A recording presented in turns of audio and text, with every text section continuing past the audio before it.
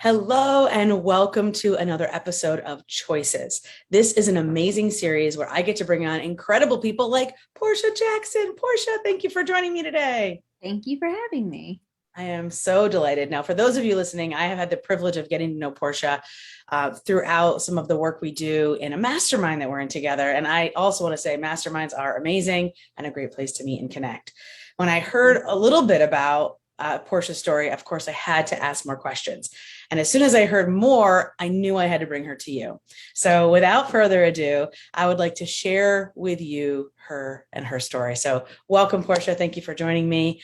I would love for you to start off with where you're at today. Yeah. So where I'm at today is I run a financial life coaching practice or business. I haven't decided what I'm going to call it yet, but it's financial life coaching. It's called Hello Portia. And I work with small business owners and entrepreneurs and helping them to create the financial foundations to fund their fulfilled life. And apparently I like a lot of F's in there. So a lot of them, I love it. Yes. I love it.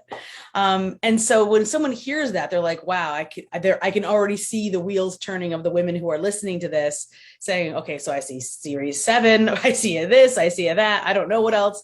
And really, honestly, they just know the tip of the iceberg. So how did we get to this point today? I know, like we've talked about before, lots of choices. Lots of choices. So, I mean, literally my resume, I don't even use a resume anymore, but if I did, it would be probably 8 pages and it would have to be like an infographic because it has so many twists and turns and like left hooks and like, oh, I didn't see that coming type of thing. And I think my parents are still a little bit confused about what it is that I do, but that's okay. They still get presents every Christmas. So I guess the easiest way to figure out how I got here is kind of do one of those like time jumps. So if you're a This Is Us fan, we're going to jump back in time here and I started off as an engineer. That was my trade. I went to, school, did my bachelor's, master's, PhD in aerospace engineering, worked in that field for about 5 years. And I was like, this is not what I want to do. But keep in mind, the entire time I was doing that, I've always had something on the side. Like ever since college, there was always something. I was either online teaching, I was trading options. What else did I do? It was always something. Like there was always one foot, or I had like 3 feet. There's always another foot doing something. 3 feet. Right? Yeah. So one of those things was I've always loved financial planning and like money and just like, how does money work? Like, how do you get more of it? Like, I had my first mutual fund when I was like 18, that type of thing, from a door hanger, Edward Jones. I don't remember his name, but I knew it was on the door. My mom was like, oh, you might be interested in this. Cause I just was always reading books about personal development and money. So, and I mentioned that because all the twists and turns I think are still connected by like a common thread. And I can look back at my life from when I can first remember life. Money has always been there, and not like I wasn't like, Scrooge or, the Grinch or anything around it. It was just something that was interesting to me. Yeah. Like I had my own envelope system when I was like 6, and this was before I knew about envelope systems. But to me, logically, it made sense. Like I'm making money, I'm going to divide it up. My dad used to take loans from me, right? Like I was like 8, and I knew about interest. I was like, you want $10? You're paying me back 15. So that just was my thing. But anyway, so I can just see like on your bedroom door, payday loans by Portia. Probably. It would not surprise me. I was that child. I was the only child, very precocious, like very much older than like my age, like at all times. I was the one in college, like anybody want to just go home and watch like Law and Order? Like, no, we're doing the club again. Fine. And it just wasn't me, but I did it because I felt like that's what you're going to do. Right. I love it. I love it all. But anyway, so let's see. So I was doing the engineering thing, but it was one of those like Sunday night dread, like, oh, I work tomorrow. And I'm like in my late 20s, like I'm way too early to do this. Yeah. There has to be something else out there. And so I was doing all these like courses on financial planning, like at my church with my sorority and the community. And I always like to be the best at whatever it is that I'm doing and really get into depth with that. So I was like, I'm going to get a certification in this because books can only take you so far. Then when I was in the classes, I was doing really well because, again, it kind of just came naturally to me because I enjoyed it, right? Like when you enjoy something, you can spend a lot of time doing it. And that's kind of like, to me, a bit clue of like you're in the right spot because you kind of have to tear yourself away from doing it. And it was fun. I was like in the zone. Like I was just there and I was like, okay, I got this. So they're like, well, if you're going to do this, you might as well get certified, which entailed taking a test and all this stuff. But the kicker, and this is like the first big choice that I think I had to make was, getting certified meant 3 years of experience. There's no way I can get 3 years of experience when I'm working full-time as an engineer. So the first thing was, well, how do we make up for the dramatic drop in income from engineering into financial planning? And I was like, great, I'll do like an online business. I had already started a podcast at this point because one of my mentors had a podcast and was raking in the dough. I was like, great, I'll do that.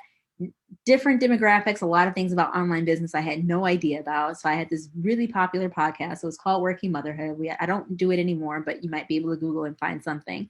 But I didn't know how to monetize it. So came the next choice. People are like, just be a coach. Just coach working moms. I'm like, all right, well, if I'm going to be a coach, me being me, I probably should be certified. So I was in this coach certification program. And I realized I was the one that really got into the tech, the ads, the funnel building, like the online presence stuff. Everybody else was just like, okay, well, let me see like how I feel about this client. I'm like, build the ad, and that's how you'll feel because the client's going to sign up, right? And so I ended up doing that service for a lot of them. And that was just a big like light bulb moment of, I'm not really like a coach, so to speak. I am a strategist, and I'm a marketing strategist because I liked it and it came easy. So that's when that took a direction and changed. Closed down Working Motherhood, became like this online ad strategist. That was all over the place. I was like, I need to niche down, decided to niche down into financial planners because I was one at this point. I got my certification because, I like those degrees and all the stuff on the wall. Right. And I've been doing that for the last 2 years, but then it just got to a point where I'm like, I'm putting a lot of time and effort into something that is not what I know to be my true calling. From the beginning of, I don't want to say time, but I would say at least the last 12 years, I've known that my thing that I wanted to kind of hang my hat on is a personal brand around incorporating the mindset, the personal finance, your personality, business, multiple streams of income all into one, because it was very rare to see all of those in one place. And I wanted to be that person. So I just now made that transition. I've been doing this for, last couple months. I still have the agency, but I'm ramping that down as I'm building this up.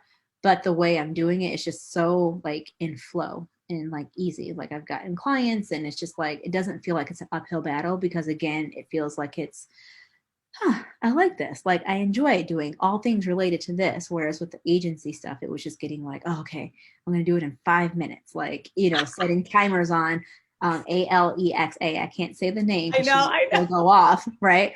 Like, okay, I'm going to work when that goes off. So it's just, so many different changes from engineering to financial planning to podcasting to nope, you're an agency owner. Nope, you're an agency owner for advisors. Now you're a financial life coach because what you were building out for them, you're just going to build out for yourself. So that's where we are right now. I'm sure there's many more to come, but I love it. I mean, I think everybody listening is going to say, wow, there's so many things we could do and get certified and moving forward. Like that execution of it, like how long did it take you to go to school and then start practicing and then being hired as an aeronautical engineer? Well, that doesn't happen overnight. Like, so we just condensed all this time, but you couldn't be where you're at today had you not done that first. And so it's the implementing of it. It's going to do the thing, going to be the life coach, going to be the agency owner that helped you make that next choice, take that next turn with confidence and knowing that this is the next step. Yeah, the confidence thing. So little note about that. So yes, I've always done it. Have I always done it with confidence? Not necessarily. There's been a lot of doubt.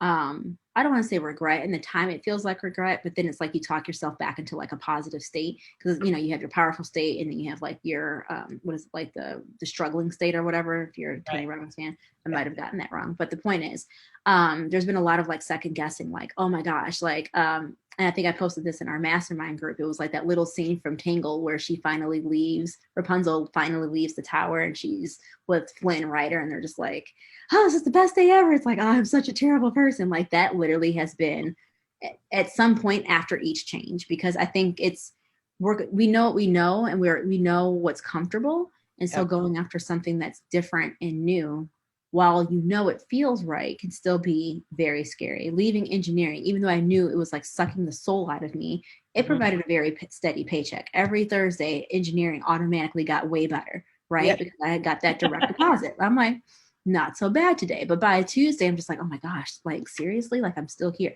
Then going into, financial planning, I went to one of the bigger names to start that And I left after 8 months. And I was just like, oh my gosh, I so regret leaving engineering. It was a nice, stable job. They had me out here trying to sell people who are already rich. Those aren't the people I really want to help. Like, it was just a lot of doubt, second guessing, like, did I do the right thing? Did I rush this? I didn't go according to plan.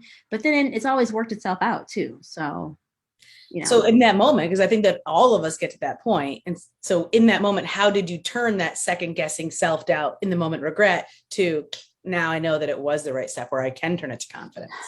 Just by keeping going, like just continuing on. Like, there was a reason that I switched in the first place, right? Like, I think we tend to, as humans, like romanticize the past. And it's just like, oh, it was a steady paycheck. It was easy. Or I had the podcast and like people loved it and we had an active group. And I'm like, yeah, you made a total of like maybe $700 from that. Like, and you spent a lot of hours. My husband was my editor. Like, we spent a lot of time doing it. And it's just like, oh, I can't believe I left it. I'm like, but you left it for something that made money online.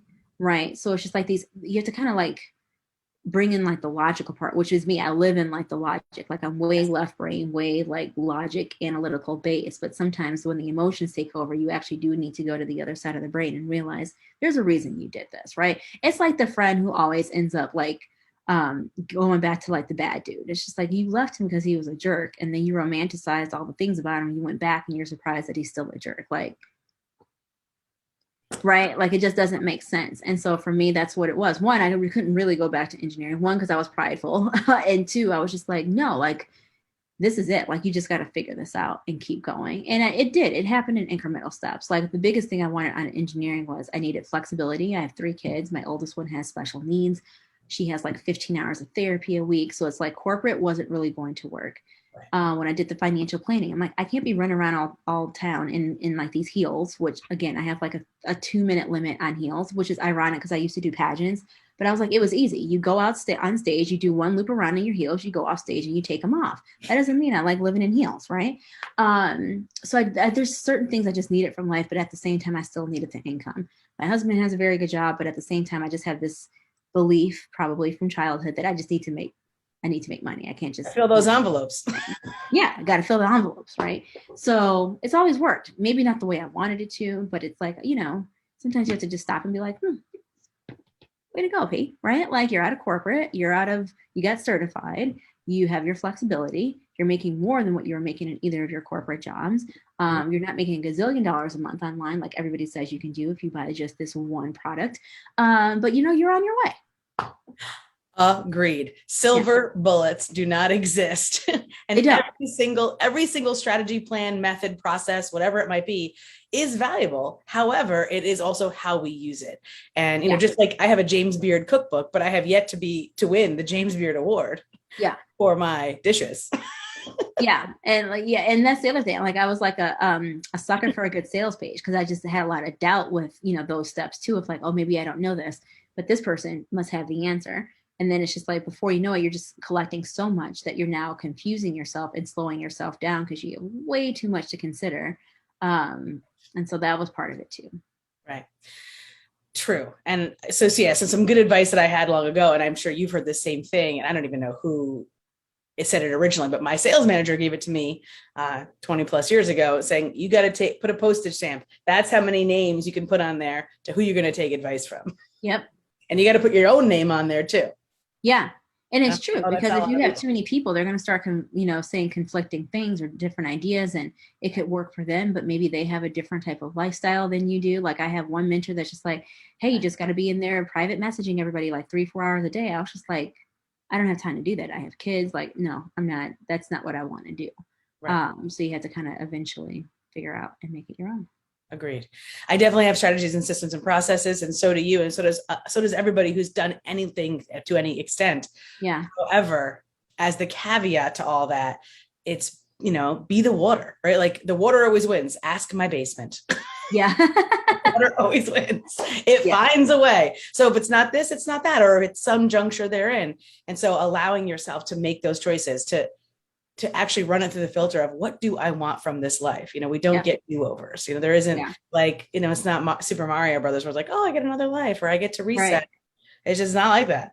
So Yeah. if you feel it. So, and this is, I guess, my next question is, of all these switches and pivots and choices that you've made, which are so inspirational, and so thankful that you're sharing, because I can feel the other women on the other side being like, like Yeah. everything from like the pageants to the only child to the envelopes to the books reading and the certifications. Like I know this is them feeling it.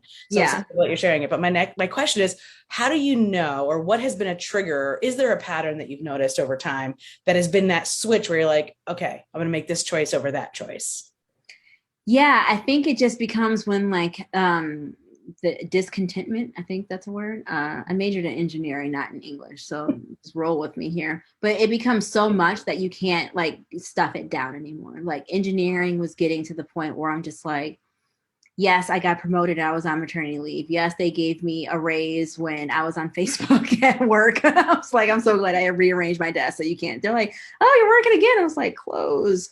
But it just got to that point where I was just like, I just know I'm meant for something more. And it's just time for me to do something else. Same thing with working motherhood. And I think I could have made that transition a little bit different, but it was time to make a transition because, like, we're spending hours on this. Like, this is so much work. And we're not, the whole point of it was to like generate revenue. And we weren't. Like, something has to change. Same thing when I was doing the ads. It was just like, I'm just doing so many, like everything is starting from scratch. This doesn't make sense to me as a business owner. Like this is not how smart businesses are run. Something has to change. So I niched down. And then it got to the point with the agency part where I was like, this is not the lifestyle I want. I don't want to be up to 2 a.m. and then getting, I think, 3 hours of sleep because the sleep calculator is like, this is the optimal time to go to sleep to wake up because I have another project due for people who don't appreciate it anyway, because clients are going to be clients. I was like, it's time to make a switch into what I want to do. And it just, that discontentment was just so much that it was just like, I can't ignore it anymore. And it doesn't at this point make logical nor emotional sense. It's time to do something else. Now, this time, and again, I think you learn from every choice you make. So as someone who always wants to get everything right, I've learned from that. So it's like, going back to the podcast, there probably was a way for me to figure out how to monetize it while I shifted into something else. So I'm taking that lesson learned because I probably would have done that different. And now I'm applying that to what I'm doing now. I'm not just shutting down the agency and being like, see you guys, like whatever, because that is my moneymaker right now. But I've figured out how to work it out for a way temporarily. It has an end date that's still going to fulfill what I needed to do financially, but still allow me the time to build up and kind of make this pivot of this new choice, I would say, in a way that feels aligned, that takes the pressure off. I have to make money, I have to take money, I have to make money type of thing. Yep, exactly. And it's just going to be this like beautiful like ecosystem of like, this is what I do. Hey, this is what Portia does. And it goes from there while I slowly ramp down that. And so I just say that to say like, you really can't mess it up. Like whatever choice you make is the choice that you make. It's just that if you do feel like you would have done it different, learn the lesson and apply it to the next thing, or else that lesson is going to come up again and it might be bigger and harsher the next time around. That's right. If the universe doesn't get your attention the first time, it will make it more painful. Yeah. To get your attention. Yes, I love it.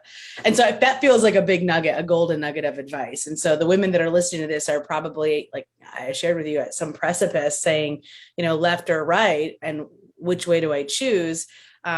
Are there tools that you use, speaking to the logical side of your brain? Like, I recommend, a Ben Franklin, right? Do a T-bar, positives, negatives, pros, cons, good, bad. Let's list it out. Sometimes it's not as ugly as we think. Are there any tools that you've used in the past? Spreadsheets? Yeah. So, I mean, a few things. So I definitely love the pros cons list. Yeah. Because then it really just kind of takes it out of your mind and like, it just makes it a little bit more logical. Right. And I think that helps with a whole bunch of things too.